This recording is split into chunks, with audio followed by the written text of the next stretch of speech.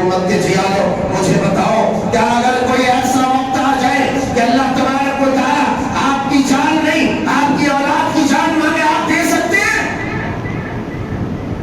جو انسان 5 وقت اپنے سر کو زمین پر نہیں دیکھ سکتا وہ اپنی اولاد کو کیا اپنے آپ کو کیا ایک مرغی بھی اللہ کی راہ میں قربان نہیں کر سکتا، نہیں کر سکتا۔ میری باتیں تلخ ہے میرے جوانوں، میرے بھائیوں، میری بہنوں، مگر حقیقت سے خالی نہیں۔ اللہ کے حکم پر آپ اپنی کمر کو جھکا نہیں سکتے، اپنی پیشانی کو زمین پر دیکھ نہیں سکتے۔ آپ کس منہ سے کہنے آئیں گے کہ رب تعالیٰ میری گردن حاضر ہے مجھے کاٹ دو؟ کوئی ایسی وفاداری دے سکتا ہے؟